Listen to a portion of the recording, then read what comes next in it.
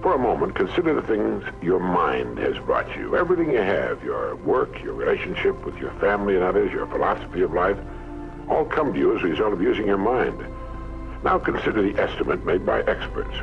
You have probably been operating on less than 10% of your mental capacities, much less. Man is using a very small fraction of his capacities.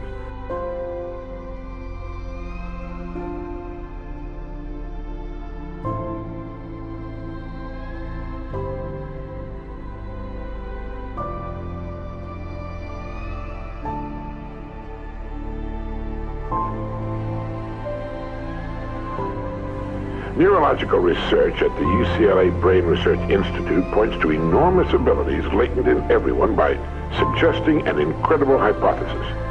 The ultimate creative capacity of the human brain may be, for all practical purposes, they pointed out, infinite.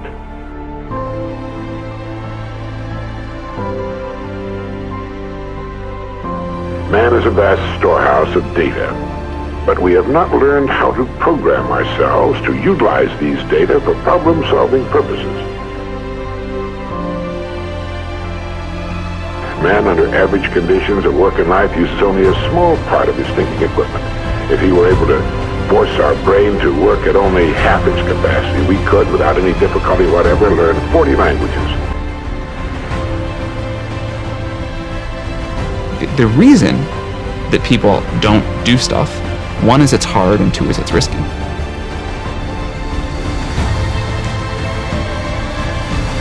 I think history belongs to the doers. And I think you should take a risk.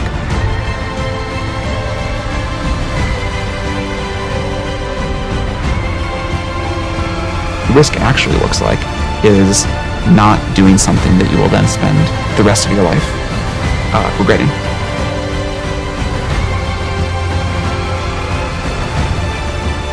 I think most people give up on things way too early.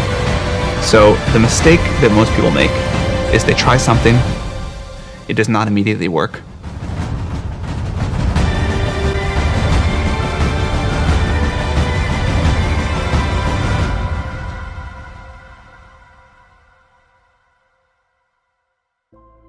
Living successfully, getting the things we want from life, is a matter of solving the problems which stand between where we now are and the point we wish to reach.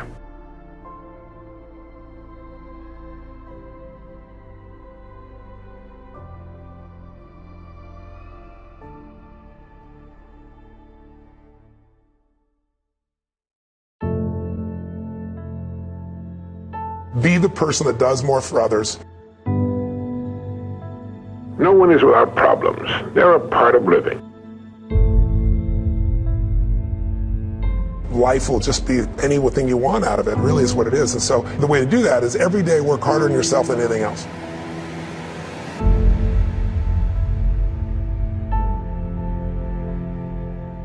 Because if you become more intelligent, more valuable, more skilled, you can add more value to other people.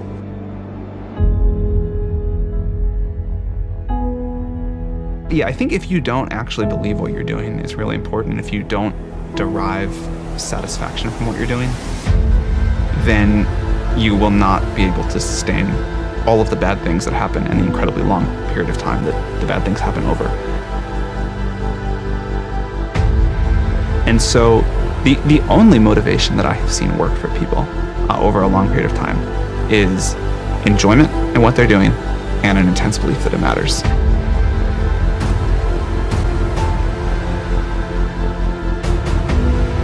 It's totally cool when people start off saying, well, I want to make money or I want to be famous. I think a lot of people start that way and they don't like to admit it. But pretty quickly, or at least in the first few years, I think a lot of people find a deeper mission for why they do what they do. And that drives them then for the rest of the time they work.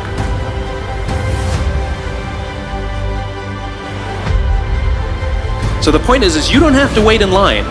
You don't have to do it the way everybody else has done it. You can do it your way. You can break the rules.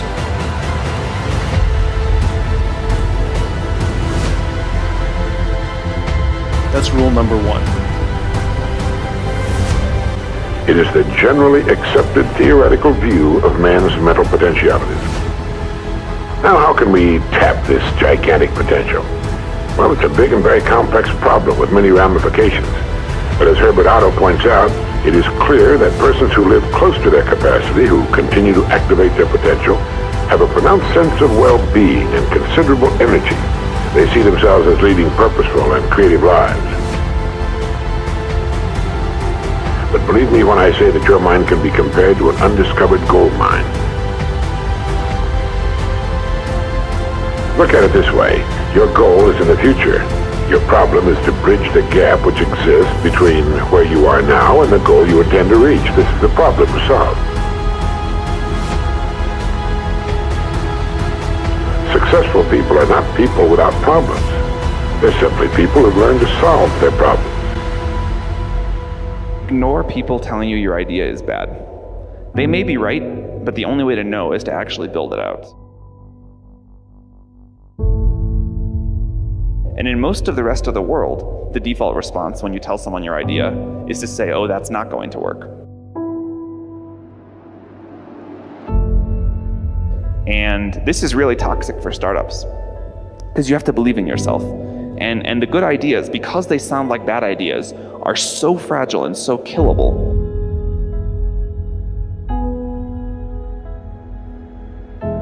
That you have to be really careful to insulate yourself against this.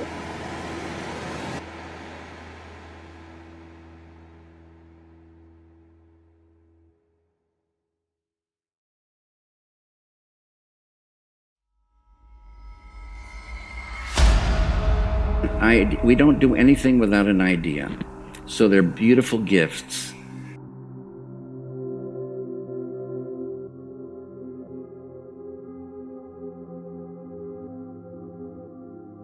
Desiring an idea is like a bait on a hook. Yeah. It can pull them in.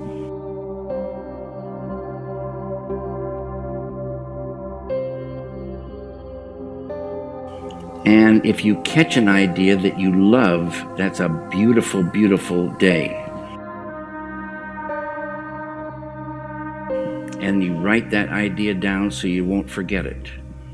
And that idea that you caught might just be a fragment of the whole, whatever it is you're working on, but now you have even more bait. Thinking about that small fragment, that little fish, will bring in more, and they'll come in and they'll hook on. And more come in, and pretty soon you might have a script. Or a chair, or a painting, or an idea for a painting. More often than not, small fragments.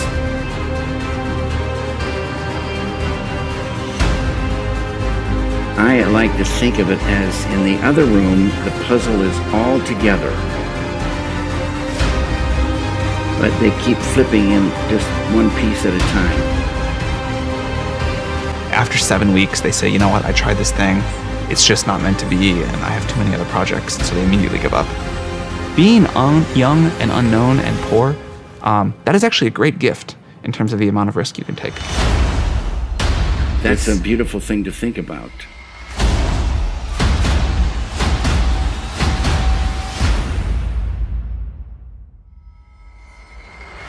Like, a lot of people ask me, like, I was where you were once, can't you help me? And I was like, well, the difference was when I was where you were, I never asked anybody for help. I just did it myself.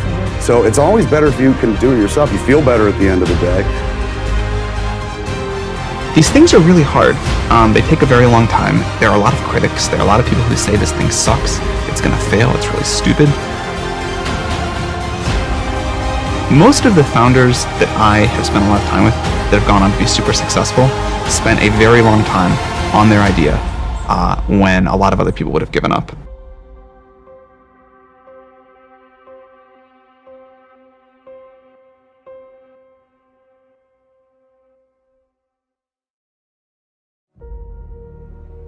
There's always a sense that people have that it's really hard to come with answers.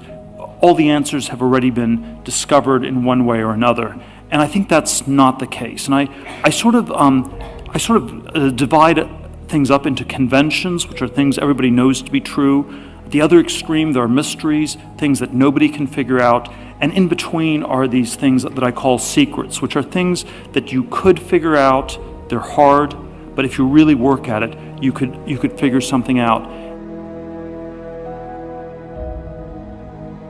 There are many secrets left to be discovered. I actually think that this is a somewhat non-conventional view, is that most secrets have been discovered and that there's nothing new to find. And so I think there are a lot of fields where new things can be found. We're often discouraged by sort of a version of globalization. We think there are 7 billion other people in the world, and there will always be someone who will have already thought of it. And if no one will have thought of it before us, it must be almost impossibly hard. And so it ends up being this sort of self-fulfilling thing where we don't even try. And I do think the only people who will discover secrets are people who work at it. Many of these great companies have something like this at the core.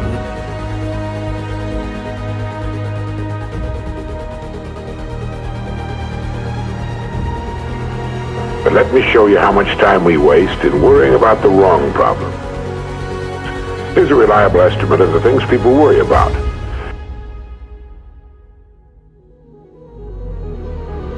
Things that never happen, 40%. Things over and past that can't be changed by all the worry in the world, 30%. Needless worries about our health, 12%. Petty miscellaneous worries, 10%. Real, legitimate worries, 8%. 93% of the average person's worries take up valuable time, cause painful stress, even mental anguish, and are absolutely unnecessary. And of the real, legitimate worries, there are two kinds. There are the problems we can solve, and there are the problems beyond our ability to personally solve. But most of our real problems usually fall into the first group, the ones we can solve if we learn how. The only thing in the world that can take you to your goals in life is your mind, its effective use, and following through on the good ideas it supplies you. Each of us has a tendency to underestimate his or her own abilities. We should realize that we have, deep within ourselves, a reservoir of great ability, even genius. There still is a frontier left, and the frontier is not infinitely far away.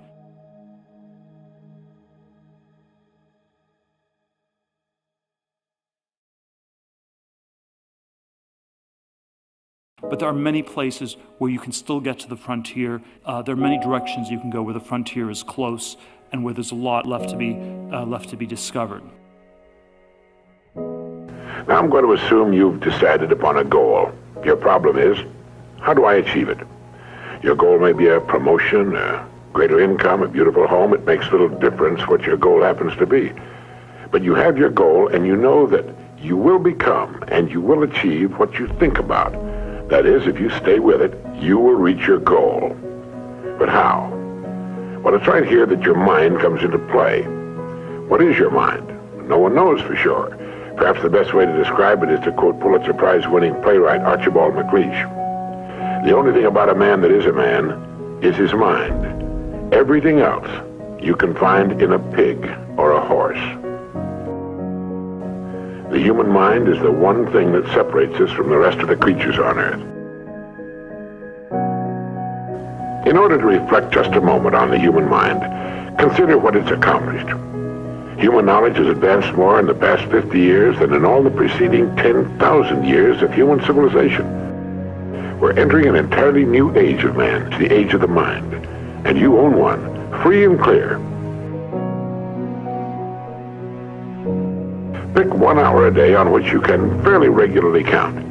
And during this hour every day, take a completely blank sheet of paper. At the top of the page, write your present primary goal, clearly, simply. Then, since our future depends upon the way in which we handle our work, write down as many ideas as you can for improving that which you now do. Face it with faith and bend all the great powers of your mind toward solving it. And believe me, solve it. You will. It's like spending 5 hours a week digging in a solid vein of pure gold, because your mind is all of that and much more. 2, if everything you now have is the result of using, say, 5 to 10% of your mental abilities, you can imagine what life will be like if you can increase this figure to 20% or more.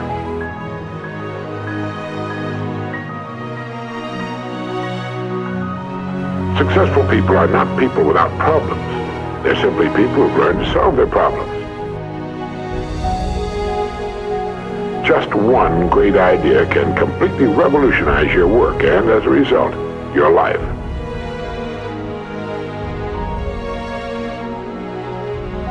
Just one great idea can completely revolutionize your work and, as a result, your life.